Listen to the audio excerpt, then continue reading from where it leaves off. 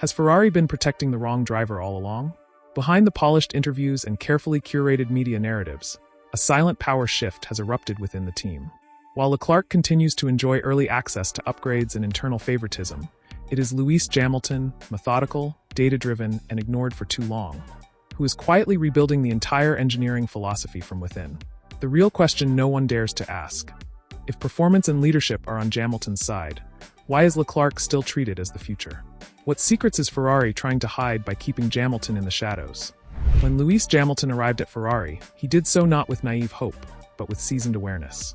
Over a decade of navigating team dynamics, political structures, and high-stakes paddock diplomacy had sharpened his instincts far beyond what telemetry could capture. He knew that performance on track was only half the battle.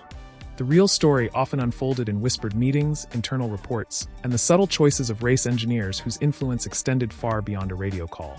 So when a series of small discrepancies began stacking up during early season development, Jamilton's concern did not stem from paranoia, but from pattern recognition. At first, it was timing. The delivery of updated components to his side of the garage always lagged slightly behind those of Leclerc. It was explained away as coincidence, logistics, whether delays or supplier constraints.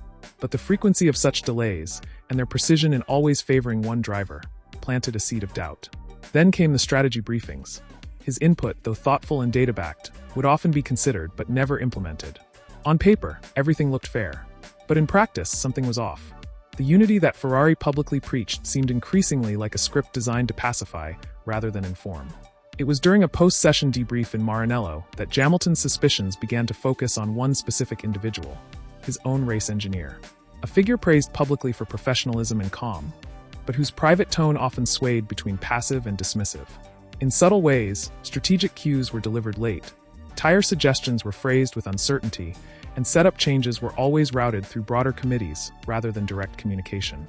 For a driver who thrived on precision, these delays were not just inconvenient, they were deeply compromising. Rather than make accusations, Jamilton did what he had always done best: he investigated.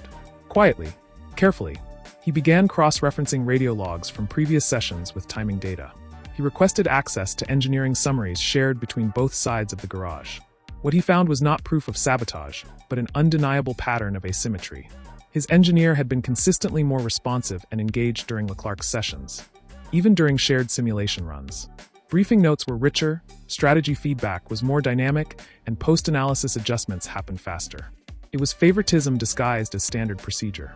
As Luis Jamiltón dug deeper into the internal operations of his engineering team, it became evident that what he was witnessing was not a deliberate act of sabotage, but a systemic bias, one rooted in years of embedded loyalty and unspoken favoritism. The engineer in question had a long-standing relationship with Leclerc, having worked alongside him during the developmental stages of his junior career and throughout his early seasons in Ferrari. Their bond, while never officially declared as problematic, had created a culture where one driver's needs instinctively took precedence over the others. And in a sport where milliseconds define legacies, that imbalance could not be ignored. The subtlety of it was what made it most dangerous. There were no outright exclusions, no dramatic acts of defiance. Instead, there were details, key telemetry data shared a few minutes too late, slight hesitations during high-pressure moments, and setup options communicated with vague suggestions rather than clarity. When Jamilton compared his pre-race briefing documents to those of Leclerc, the disparities were striking. His sheets lacked granularity. Critical analysis from wind tunnel sessions was abridged. Strategic alternatives were often listed as theoretical, while Leclerc's pages framed them as recommendations. It was not incompetence, it was selective prioritization. The emotional weight of this discovery was not lost on Jamilton. He had joined Ferrari not just to win, but to inspire change from within, to bring a sense of integrity and equality to a team that had, for decades, been shaped by internal hierarchies. To discover that the very person tasked with guiding him on track was subconsciously, or perhaps consciously, undermining that mission was a deep personal blow. But rather than confront with accusations, Jamilton chose to escalate strategically. He approached leadership quietly, not with anger, but with evidence. The meeting took place in a closed room in the heart of the Maranello facility, far from cameras and microphones. With a calm but unwavering tone, Jamilton laid out the inconsistencies. He presented radio transcripts, time-stamped engineering updates, and side-by-side briefings. He did not demand punishment, he demanded transparency. What he asked for was not favoritism in return, but balance. Equal tools, equal access, equal respect. The leadership team, initially caught off guard, responded with what can only be described as cautious acknowledgement. They promised to review processes, to reassign certain oversight responsibilities, and to reinforce protocols meant to ensure parity between both sides of the garage. But Jamiltón knew that words were cheap in Formula One. What mattered was execution. And so, he continued monitoring, documenting, and preparing for the possibility that deeper cultural change might be needed. The weeks that followed were, on the surface, business as usual. But beneath that surface, a quiet storm brewed within Maranello. Luis Jamiltón, ever composed in the public eye, had triggered what many inside the team described as a soft reset. Departmental meetings subtly shifted in tone. Engineers began double-checking their notes, strategists became more inclusive during simulations, and internal memos emphasized parity without naming the source. Yet Jamiltón knew better than to mistake motion for progress. Change, especially in an institution as traditional as Ferrari, was not driven by slogans. It had to be earned, observed, and protected. One revealing moment came during a simulator session in mid-May. Historically, these sessions had leaned heavily on feedback from Leclerc, whose driving style the engineers claimed was more in sync with the team's software models. But this time, Jamiltón was given equal, if not more, runtime. When he requested a complex series of alternate setups, expecting delay or resistance, he was surprised to find his team not only prepared but highly attentive. And the results? His feedback led to a measurable improvement in vehicle balance simulations, a detail noted quietly in the engineering logs but not promoted in the media releases. But not everyone welcomed this shift. Within the garage, murmurs began to spread. Some viewed Jamiltón's actions as disruptive, a challenge to the natural hierarchy that had kept the team stable through its highs and lows. Others, particularly younger engineers and performance analysts, saw in him a rare force of accountability. One junior aerodynamicist even remarked, off the record, that Jamiltón had done more to modernize our operations in 3 months than most people manage in 3 years. That comment, though never officially acknowledged, was shared privately between departments, and it spread. The cultural divide was becoming clearer. It was no longer just about Jamiltón and Leclerc, but about two philosophies, one rooted in legacy and comfort, and the other in performance and transparency. Jamiltón's insistence on fairness was not just exposing cracks in operational conduct. It was threatening long-standing alliances, shaking internal loyalties, and pushing Ferrari toward a level of introspection it had not faced in years. In the weeks that followed, Luis Jamiltón began to notice something different, not just in how the team operated, but in how certain individuals interacted with him. Where once there had been cool politeness, now there was cautious respect, and in some cases, quiet admiration. Engineers who had previously kept their distance were now more open, more curious, even collaborative. One telemetry analyst, in a rare moment of candor, admitted to Jamiltón that his meticulous approach had revealed inefficiencies they had ignored for too long.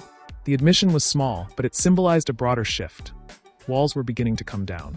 Still, not all signs pointed to progress. There remained an unspoken resistance among key senior figures who saw Jamiltón's push for equality as an affront to their long-standing systems. These were not people who opposed him openly, but rather those who operated through omission, who continued to delay key decisions or omit critical pieces of information during debriefs. One such incident involved a thermal degradation report that had been circulated internally, but not passed to Jamiltón until after he directly requested it. When confronted, the responsible party cited an oversight. But Jamiltón, ever precise, logged the time discrepancy and flagged it to team leadership. It was not about assigning blame. It was about documenting patterns. Meanwhile, the dynamic between Jamiltón and his race engineer had become increasingly tense. On paper, their communication was professional, but behind the scenes, it was cold and mechanical. Gone was the natural rhythm that exists between a driver and the voice in their ear. Instead, every exchange was measured, rehearsed, and at times distant. Jamiltón had raised the issue quietly with the team principal, suggesting a possible reassignment, or at least the inclusion of a secondary strategist in his loop. The suggestion was noted, but no change came. The loyalty between the engineer and Leclerc remained a silent but powerful force within the garage. Rather than confront the engineer directly, Jamiltón continued to focus on performance. He expanded his involvement in simulator work, conducted additional debriefs with factory personnel, and even reviewed race archives to identify how communication trends had evolved over the years. He was not just uncovering a flaw in the present system. He was unraveling years of habit and hierarchy that had quietly dictated who received what level of support. And with every new finding, he added to a growing body of evidence, one that painted a clear picture of imbalance, not malice. What set Luis Jamiltón apart in this quiet war for fairness was not his fame or his reputation. It was his discipline. While many in his position would have gone public, chosen to confront the injustice with headlines and noise, Jamiltón chose precision. He understood that in a team as steeped in legacy as Ferrari, change demanded more than emotion. It required undeniable truth. That truth came in the form of data. He began personally reviewing telemetry from both sides of the garage, cross-referencing his own feedback with that of Leclerc. What he found was telling. In multiple instances, despite requesting the same aerodynamic configurations, his requests had been implemented with slight alterations. Subtle differences in wing angle, brake bias, or fuel mapping that skewed the results just enough to favor one car's development trajectory over the other. When Jamiltón brought these findings to the engineering leads, he presented them not with accusation, but with a question. "Can you explain why?" The room reportedly fell silent. There was no immediate answer. Some blamed calibration differences. Others suggested miscommunication. But to Jamiltón, it was clear. The system had not been built with two equal priorities in mind. Even more concerning, the documentation trail showed that such discrepancies were rarely flagged or reviewed. They were simply accepted. Another sign of an internal culture that had learned to protect the status quo, even at the expense of excellence. Outside the factory, whispers began to spread. In the paddock and among technical journalists, subtle mentions of Jamiltón's influence surfaced. Analysts noted the increased sharpness in his setup runs. Former team members described him as obsessively detailed but impossible to ignore. One former Ferrari strategist even hinted that Jamiltón was forcing the red machine to look in a mirror it had avoided for years. These remarks, though unofficial, signaled a shift in perception. The narrative was no longer about whether Jamiltón could adapt to Ferrari. It was about whether Ferrari could evolve fast enough to keep up with Jamiltón. Behind closed doors, the internal conversation shifted. The team principal began holding more frequent alignment meetings between both sides of the garage. Leadership started pushing for cross-analysis of strategies to ensure consistency. And although Leclerc remained the team's emotional centerpiece, there was no denying that Jamiltón had forced a new kind of accountability into the system. Whether it would last remained to be seen, but for the first time in a long time, the balance of power was no longer unspoken. It was being challenged, measured, and recorded. As Luis Jamiltón continued to push for internal equity, the consequences of his efforts became more visible, not just in meeting rooms or data logs, but in the energy that permeated the entire organization. One striking example occurred during a technical workshop at the Ferrari facility in Medina, where engineers from both driver units were brought together to discuss brake integration and energy recovery systems. Historically, such sessions were passive events, routine discussions often dominated by the engineers aligned with Leclerc. But this time, Jamiltón arrived early, came prepared with annotated data sheets, and asked specific, layered questions that challenged assumptions. The younger staff in the room were electrified. Here was a 7-time world champion not giving a lecture, but asking for accountability and pushing for better answers. His presence transformed what had often been a stagnant formality into a serious performance review. By the end of the session, several procedural inconsistencies were uncovered. Minor things that had gone unreported for months, but added up to significant performance variation when replicated across a season. These were not mistakes, they were systemic lapses, overlooked because nobody had dared to inspect them with such granularity. Until now. But this new era of scrutiny came with backlash. A few longtime insiders grew increasingly vocal behind the scenes. They accused Jamiltón of disrupting harmony, of weaponizing data, even of sowing division in a team known for its romantic unity. One senior engineer, under the veil of anonymity, described his presence as a scalpel in a kitchen, suggesting that while his methods were surgically precise, they were also painful to the team's traditional rhythms. To this, Jamiltón had no public response. Instead, he continued showing up earlier, staying later, and making sure no detail was left to subjective interpretation. Outside Maranello, motorsport analysts began to speculate. Technical commentators noted how the car's development path had slightly adjusted, no longer based solely on simulations run around Leclerc's input, but now factoring in Jamiltón's unique cornering feedback and tire management patterns. Subtle but real. The simulator team, which had previously prioritized setups that mimicked Leclerc's style, was now adapting to a broader driving model, one that combined agility with control, a trademark of Jamiltón's philosophy. It was as though the car itself was being forced to evolve, not just for the team's vision, but for Jamiltón's presence. In the broader cultural landscape, this transformation was stirring discussion. Veteran drivers commented on how rare it was for someone at Jamiltón's level to challenge an institution from within. He was not just racing, he was reforming. Not by demanding headlines, but by requiring evidence. In doing so, he had exposed a truth long ignored, that the most dangerous kind of favoritism is the one no one questions, because it hides beneath routine. And now, with every session, with every dataset, Luis Jamiltón was ensuring that routine could no longer be mistaken for fairness. The internal transformation driven by Luis Jamiltón was no longer subtle. It had become a silent storm within the walls of Maranello. Though official press releases spoke only of development synergy and enhanced collaboration, behind closed doors, the team was undergoing a cultural reckoning. The once unquestioned authority of engineers who had long favored Leclerc was being interrogated, not by force, but by the consistent exposure of inconsistencies and neglected standards. One particularly revealing moment came when Jamiltón requested a full audit of component distribution throughout the season. Not to accuse, but to clarify. The findings were unsettling. Certain parts with marginally lower tolerances, particularly within the suspension and ERS cooling systems, had been repeatedly routed to his garage under the guise of equivalent performance. On paper, the differences were small, but in Formula One, margins are everything. Rather than explode in outrage, Jamiltón compiled the results, presented them calmly to senior management, and asked one question. Would you accept this if our roles were reversed? The room fell into an uncomfortable silence. The strength of his argument lay not in drama, but in reason. From that day, a quiet review process began, internally known as the Standardization Initiative, to reevaluate how parts were allocated and how internal performance assessments were communicated. Though never publicly credited to Jamiltón, everyone inside the garage knew who had sparked the reform. Meanwhile, Leclerc, aware of the growing shift, began to feel the ripple effects. Though still the team's emotional figurehead, his debriefs were no longer taken as gospel. Engineers now cross-checked his feedback with Jamilton's telemetry. Strategy sessions became more balanced. Some in Leclerc's camp felt threatened, even betrayed by the changes. Tensions rose. There were moments in the garage when eye contact between the two camps became rare. And while Jamiltón never made public remarks about the dynamic, his actions were resolute. Transparency was not optional. It was the new minimum. What made this entire evolution so profound was that it came not from a formal policy or a leadership edict, but from one man's refusal to accept less than truth. Jamiltón had not only uncovered the bias embedded in Ferrari's internal processes, he had forced the team to reckon with it. And perhaps most impressively, he did so without scandal, without a single public accusation. His method was quiet, clinical, and relentless. Outside the team, this internal drama remained invisible to most fans. But within the F1 community, whispers became louder. Was this the beginning of a new Ferrari? Or was the old guard simply being outmaneuvered by the very driver they had underestimated? Whatever the case, one thing was now indisputable. Luis Jamiltón was not just a driver, he was a catalyst. And the system that had once tried to bend him was now being bent, quietly but unmistakably, in his direction.